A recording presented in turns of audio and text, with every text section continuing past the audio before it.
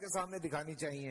इन खंजीरों की, इन सब की एक एक की शक्ल ला के दिखाएं और इनको बताएं कि ये क्या कर रहे हैं।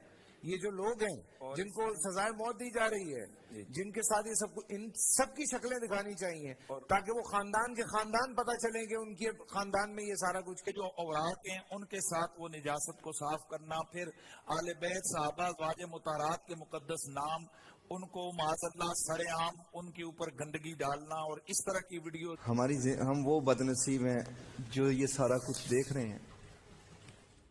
Is Islam really the fastest growing religion in the world? Muslims are leaving Islam by the hundreds of thousands, and I'm all for it. You may have heard that Islam is the fastest growing religion in the world, and that by the year 2050, the number of Muslims will be equal to the number of Christians. This implies that Islam is attracting new believers in droves year after year, while Christianity is dwindling. It even leads many Christians to think that Islam is on a meteoric rise, while Christianity is a quickly sinking ship. But these claims are actually quite misleading. The religion of Islam is indeed on the rise, but that's not because people are converting to it.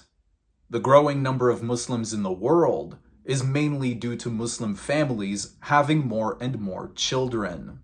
Considering the fact that a Muslim man can marry up to 4 women, and considering the fact that Muslim men are also allowed to take female captives to use for sex, then it's really no surprise that birth rates in Muslim nations are so high.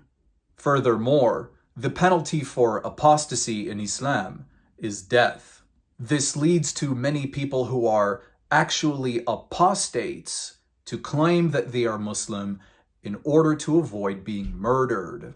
So what do the real statistics actually tell us? In an article published by theconversation.com in 2020, we are told that Iran boasts to have a 99.5% Muslim population. However, what Iran's census won't tell us is that only about 40% of its population comprises true, practicing Muslims. Only 32% of Iran's total population is Shiite Muslim, while a measly 5% is Sunni Muslim. As mentioned before, countries who are Muslim majority have certain Islamic laws set in place. This means that apostasy is punished to varying degrees. Take my birth country as an example.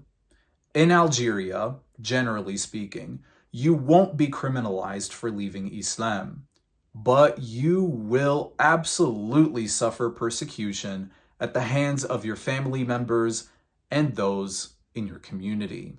This more than likely includes death threats, something that I suffered myself. And if you are caught attempting to seduce Muslims into leaving Islam like you did, you absolutely will be imprisoned, and you will be imprisoned indefinitely. In the country of Egypt, one can have their civil rights taken away, their marriages annulled, their inheritance stripped, and they can also be subjected to indefinite prison sentences for apostatizing.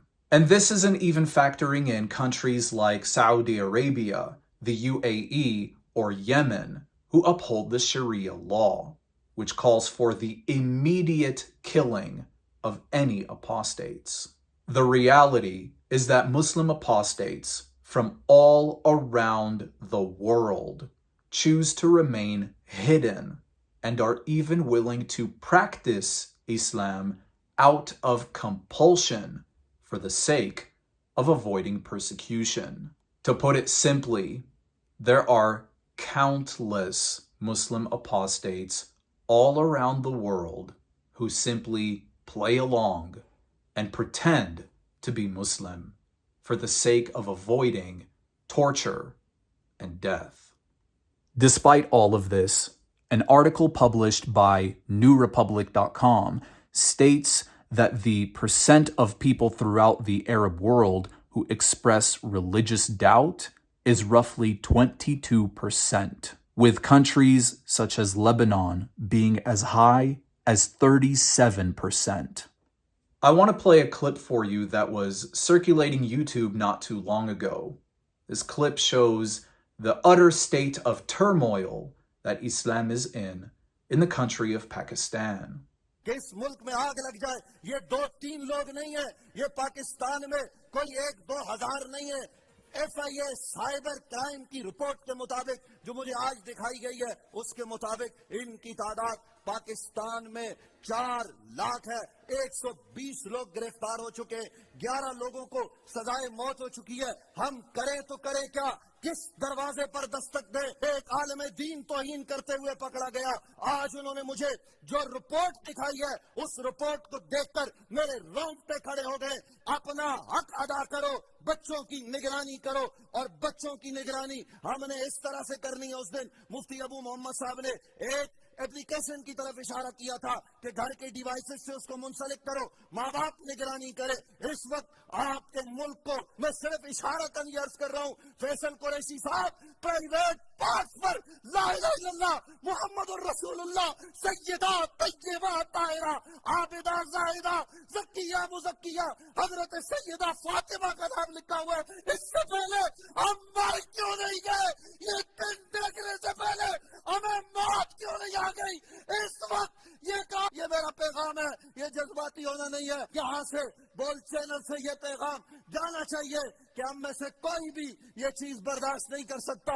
और हर एक Atheist professors lecturing in universities, Islamic scholars blaspheming the name of Allah and Muhammad, people using the pages of the Quran to wipe their own behinds. And that's just the beginning of it for Pakistan. Obviously, I don't condone this behavior, and I discourage any Muslim apostate, whether they become a Christian or not, to refrain from such acts. But I also won't stand for these lies that the world tries to feed us when it comes to Islam and Christianity. Because here's the reality of it. This is God's harvest, and one of every 4 people that you see in this picture is no longer a Muslim. Even the Pakistani television hosts that we just watched admitted to being melodramatic for the sake of emphasizing their point.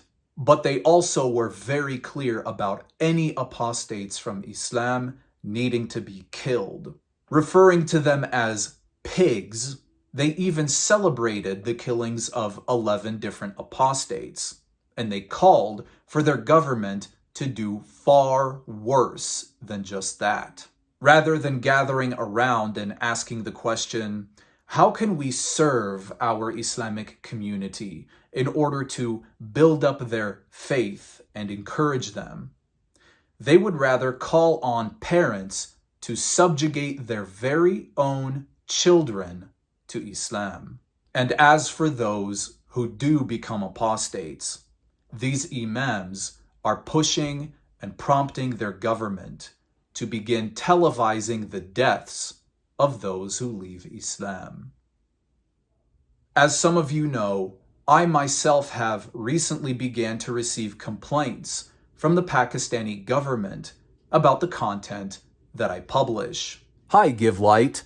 We have received a legal complaint from a government entity regarding your content. After review, the following content has been blocked from view in the YouTube country, Pakistan. This is for my video titled, How Did the Prophet Muhammad Die? And for Islam and Idolatry, a match made in Jannah. And for the Quran, Fact or Fiction, Episode 1 and 2 and 3. And for, is it unjust that Jesus died in our place? And for, what is Islam? And for, Muhammad, prophet or possessed? And many, many, many more. The Pakistani government says that I have violated their religious laws by promoting anti-Islamic ideas. But I have to correct them on just one little thing. These aren't ideas that I'm promoting. They're facts. They say that this is aggravating to their Islamic traditions. That's fine by me. Christianity is indeed a superior faith to Islam in every regard. And I've been consistently proving that here since my very first video. Muhammad can't even measure up to Christ's ankles, and the Quran can't even touch the Bible. That's because both Christ and the Bible are morally and intellectually superior to Islam, Allah, Muhammad, and the Quran. As the book of 2 Corinthians says, our lives are a Christ-like fragrance rising up to God. But this fragrance is perceived differently by those who are being saved and by those who are perishing. To the Pakistani government, we are like a dreadful smell of death and doom. But to those who are being saved, we are a life-giving perfume. So while they desperately continue to try to find a cure for Islam's ungraceful apostasy, we Christians will continue to work the harvest. Because when it comes to Christ's love and truth, there simply is no antidote. Until next time, salam.